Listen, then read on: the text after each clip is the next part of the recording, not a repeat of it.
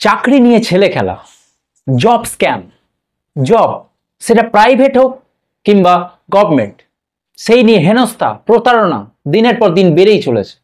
এইসব নিয়ে আমি আজ আমার কিছু পার্সোনাল অভিজ্ঞতা এবং রিসেন্টলি যা ঘটে চলেছে সেই ঘটনাগুলো তুলে ধরব। প্রথমে সরকারি চাকরির ক্ষেত্রে, সে রাজ্য হোক বা কেন্দ্র, তারপর বেসরকারি ক্ষেত্রে। তাই প্লিজ ভিডিওটা শেষ পর্যন্ত দেখুন এবং ভিডিওটা বেশি বেশি করে শেয়ার করে দিন। আর চ্যানেলে যারা প্রথম তারা প্লিজ সাবস্ক্রাইব করে পাশে থাকুন। নমস্কার, আমি উমেশ, আপনারা দেখছেন রাষ্ট্রটক চ্যানেল। দীর্ঘদিন পর আবার আপনাদের সামনে। আপনারা জানেন যে পরীক্ষা নিয়ে বিগত 1 বছর 2 বছর ধরে কি তামাশাটাই না চলছে। হ্যাঁ, আমি সরকারি চাকরির কথা বলছি, সে কেন্দ্র হোক কিংবা রাজ্য। আমাদের রাজ্যের কথা তো ছেড়েই দিন, সেখানে পরীক্ষা এবং স্ক্যাম সমার্থক শব্দ। কিন্তু কেন্দ্রে যে এসএসসি এক্সামগুলো হচ্ছে বিগত 1 বছর ধরে, আমরা কি দেখছি? Not only SSC, supreme court, UPSC, সমস্ত ক্ষেত্রে কিছু না কিছু সমস্যা দেখা দিচ্ছে। যারা চাকরি পরীক্ষার্থী তারা এক্সাম ফর্ম ফিল আপ থেকে শুরু করে রেজাল্ট আউট পর্যন্ত বিভিন্ন সমস্যার সম্মুখীন হচ্ছে। বর্ডার সিনেমায় সানি দেওয়াল বলেছিল, জিন্দিগি কা দুসরা নাম প্রবলেম হ্যায়। সরকার এটাকে খুব সিরিয়াসলি নিয়ে নিয়েছে, তাই তারা পরীক্ষার সাথে সমস্যাটাকে জুড়ে দিয়েছে। আমরা কি দেখতে পাচ্ছি যে এক্সাম ফর্ম ফিল আপের সময় সার্ভার ডাউন, এক একটা ফর্ম ফিল আপ করতে অনেকটা সময় চলে যাচ্ছে। আপনারা জানেন চাকরি পরীক্ষার্থীদের এক একটা মিনিট কতটা ইম্পর্টেন্ট। এরপর কি আসছে? Admit card download. সেখানেও অ্যাডমিট কার্ড পরীক্ষার 4-5 দিন আগে দেওয়া হচ্ছে, আর সেখানেও অনেক জায়গায় দেখা যাচ্ছে ভেন্যু মেনশন নেই, টাইম মেনশন নেই। এরপরে যে সমস্যার সম্মুখীন হচ্ছে সেটা হচ্ছে এক্সাম সেন্টার। যে ভেন্যুগুলো দেওয়া হচ্ছে সেগুলো চাকরি পরীক্ষার্থীদের বাড়ি থেকে মিনিমাম 400-500 কিলোমিটার দূরে। কারোর বাড়ি যদি দিল্লি হয় তার সেন্টার পড়ছে দেরাদুন। পশ্চিমবঙ্গে কারো বাড়ি হলে তার সেন্টার পড়ছে বিহারে। রিসেন্টলি যে এসএসসি সিলেকশন পোস্টের যে এক্সাম হচ্ছে সেখানে একজনের সিট পড়েছে আন্দামানে।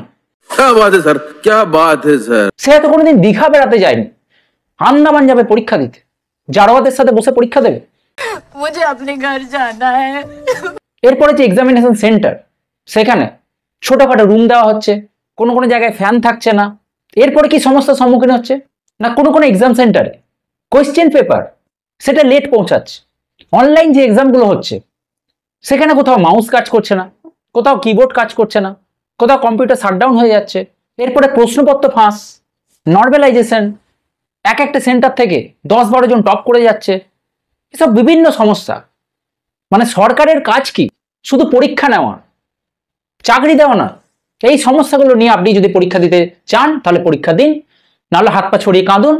সরকারের কিছু যায় আসে না, সরকার কোনো রকম জবাবদিহি করবেন। আপনারা জানেন যে এসএসসি তাদের যে এক্সামগুলো আছে সেগুলো টিসিএস কন্ডাক্ট করাতো। তারা একটা অভিজ্ঞ সংস্থা, তারা খুব ভালোভাবে এগুলো হ্যান্ডেল করতো।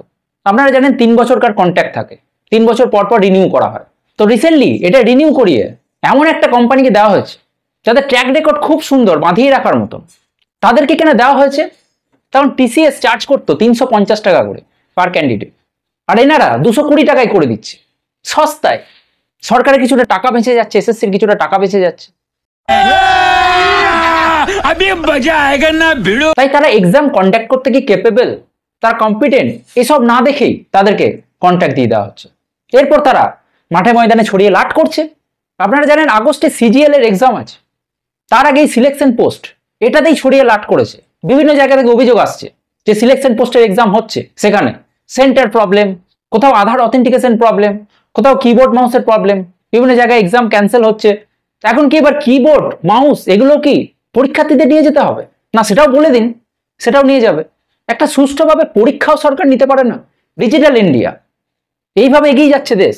এক্সাম ফর্ম ফিল আপের জন্য 200-500 টাকা বেশি নিয়ে নাও স্টুডেন্টদের কাছ থেকে, পরীক্ষার্থীদের কাছ থেকে, কিন্তু পরীক্ষাটা ভালোভাবে কন্ডাক্ট করাও। কিন্তু সেটা করাতেও সরকার ব্যর্থ। জিন্দিগি কা দুসরা নাম প্রবলেম হ্যায়। তাই সরকার প্রবলেম ক্রিয়েট করে যাচ্ছে। এটা কি এক ধরনের স্ক্যাম নয়? ছাত্রদের হ্যারাসমেন্ট করা এক ধরনের প্রতারণা নয়? চাকরি নিয়ে ছেলে খেলা, তাদের ভবিষ্যৎ, তাদের ইমোশন নিয়ে তামাশা করা হচ্ছে। আর এগুলো বন্ধ হবে না, এগুলো সেদিনই বন্ধ হবে যদি পুরো দেশ থেকে যুব সমাজ এবং প্রত্যেকটা টিচার যাদের ভালো নামডাক আছে তারা সবাই মিলে দিল্লিতে গিয়ে সরকারকে প্রেসারাইজ না করে। এই অযোগ্য কন্ট্রাক্টরের কন্ট্রাক্ট ক্যান্সেল করিয়ে যোগ্য কন্ট্রাক্টর দিয়ে এক্সাম কন্ডাক্ট না করায়, তাহলে কি হবে? সরকারের কিছুই যায় আসবে না। বেচারা পরীক্ষার্থীদের, তাদের একটা বছর নষ্ট হবে, তাদের কপালে আরো দুঃখ জুটবে। সরকারি চাকরি দিচ্ছে না, যেন ভিক্ষা দিচ্ছে। আর সে ভিক্ষা দেওয়ার স্টাইলও খুব ক্যাজুয়াল, রাস্তায় ছুড়ে দিচ্ছে, কুড়িয়ে নিতে পারলে নাও, আর আত্মসম্মানে লাগলে চলে যাও। তো এই গেল সরকারি দিক, যা চলছে লাস্ট 1 বছর ধরে সমস্ত ক্ষেত্রে। দেখুন আপনি, পেপার লিক তো একটা কমন ব্যাপার হয়ে গেছে রাজ্যের ক্ষেত্রে এবং কেন্দ্রের ক্ষেত্রে। এরপরে আসি প্রাইভেট, বেসরকারি সংস্থার ক্ষেত্রে, সেটা বেসরকারি কোম্পানি হোক বা বিভিন্ন ছোটখাটো এমএসএমই যে বিভিন্ন ইন্ডাস্ট্রিগুলো আছে, সেখানে যে জবগুলো আছে বা লেবার জবগুলো আছে, সেই নিয়ে কি চলছে। সেই সব জবে প্রতারণার শিকার আমিও হয়েছি। এগুলো টাইপগুলো এক এক করে বলি, আশা করি রিলেট করতে পারবে। এই যে পশ্চিমবঙ্গে বিশেষ করে ব্যাঙের ছাতার মতন আইটিআই, ডিপ্লোমা এসব কলেজ গড়ে উঠেছে, হাইফাই বিল্ডিং, হাইফাই ড্রেস, বাস, বাইরে থেকে দেখে ধরতে পারবেন ভেতরে কি চলছে। গাল ভরা নাম, chat GPT course, computer science with advance AI, prompt engineering, এইসব নাম দিয়ে কাঁড়ি কাঁড়ি টাকার কোর্স বানানো হয়েছে। আপনি নাম শুনে, কলেজ দেখে, ড্রেস দেখে আপনি ভাববেন সব তো ঠিকই আছে, অ্যাডমিট করে দিই ছেলেকে। কিন্তু ওই বাইরে চিকন চাকন, ভেতরে খড়ের গোজা।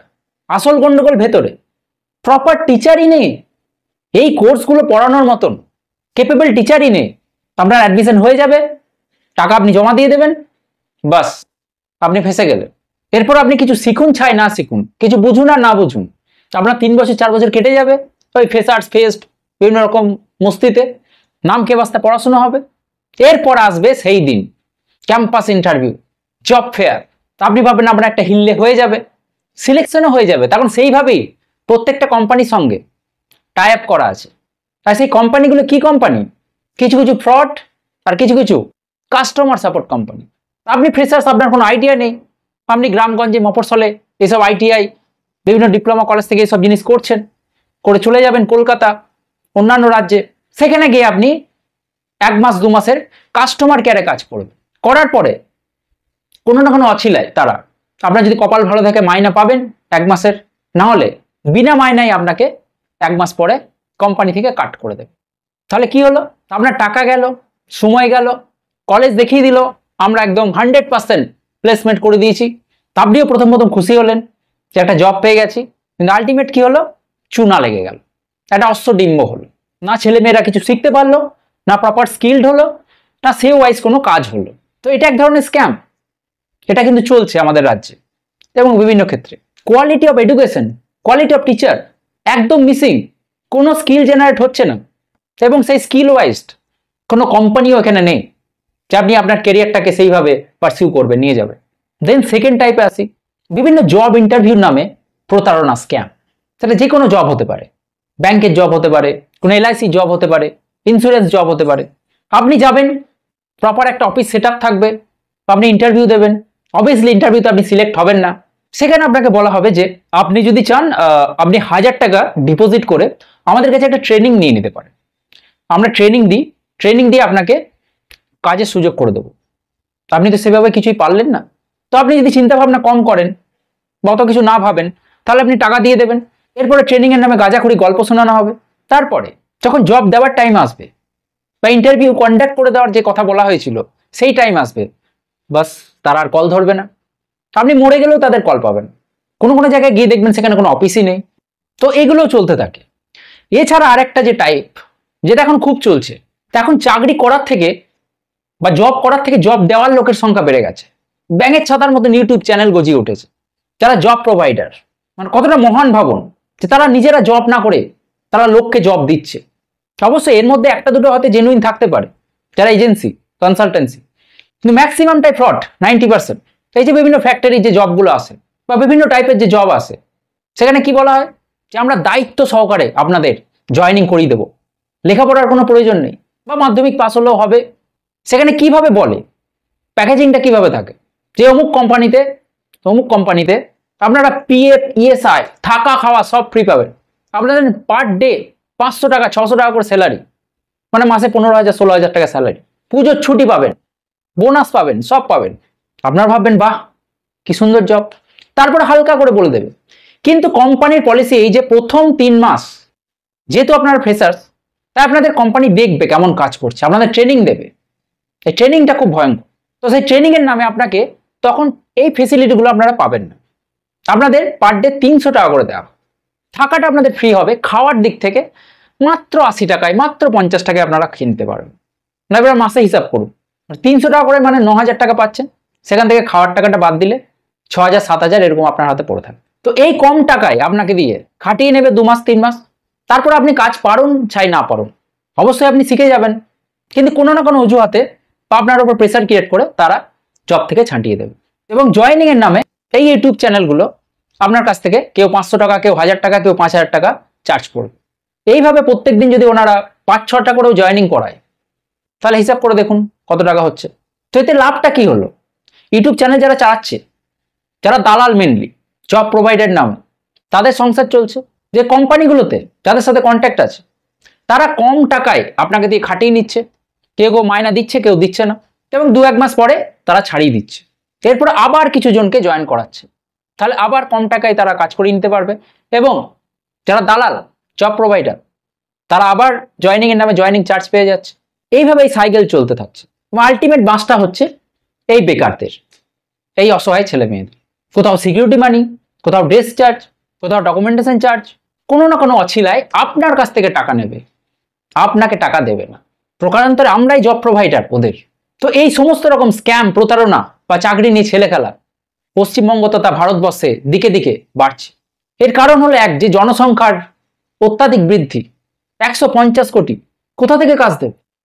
জনসংখ্যা দিন দিন বেড়েই চলেছে। এবং তারপরে সেকেন্ড কারণ হচ্ছে এডুকেশন সিস্টেম, কোনো স্কিল বেসড পড়াশোনাই হচ্ছে না। এরপরে ভুগতে হচ্ছে সাধারণ মেধার ছেলে মেয়েদের। স্কিলড ওয়াইজ কোম্পানি নেই, ইন্ডাস্ট্রি নেই যে সেখানে কাজ করবে, তাই এক ধরনের পড়াশোনা করে আরেক ধরনের কাজ করতে বাধ্য হচ্ছে গরিব ঘরের ছেলে মেয়েরা। গ্র্যাজুয়েশন MA করেও লেবারের কাজ করতে হচ্ছে। এর থেকে বাঁচার একটাই উপায়, নিজেকে যতটা সম্ভব স্কিল্ড করে তোলা যে কোনো একটা ফিল্ডে। ইউটিউব চ্যানেল দেখে কাজে যাওয়ার আগে 10 বার সেটাকে চেক করা, ভেরিফাই করা যে ভ্যাকান্সির কথা বলছে আদৌ কি সেটা আছে, বা সেই ভ্যাকান্সি লাস্ট ওই চ্যানেলে কবে আবার আপলোড হয়েছে। দেখবেন 1 সপ্তাহ আগেই সেই সেম ভ্যাকান্সি দেওয়া আছে। একটা কোম্পানিতে কিভাবে 1 সপ্তাহ 1 মাসের মধ্যে বারবার ভ্যাকান্সি জেনারেট হয়, এগুলো চেক করতে হবে। আর কেউ টাকা চাইলে মানে সেখানে 100% ফ্রড, সেখানে নইব চপ। সো এই ছিল আজকে আমার ভিডিও, জব স্ক্যাম এবং চাকরি নিয়ে, সে সরকারি হোক বা প্রাইভেট, যা ঘটে চলেছে চারিদিকে সেসব ঘটনা এবং কিছু আমার পার্সোনাল অভিজ্ঞতা। আপনাদের এই নিয়ে যদি কোনো মতামত থাকে অবশ্যই কমেন্টের মাধ্যমে জানান। ভিডিও ভালো লাগলে লাইক, শেয়ার, সাবস্ক্রাইব করে পাশে থাকুন। দেখা হচ্ছে নতুন টপিকে, নতুন ভিডিওর সাথে। ততক্ষণ ভালো থাকবেন, সুস্থ থাকবেন। শুভরাত্রি।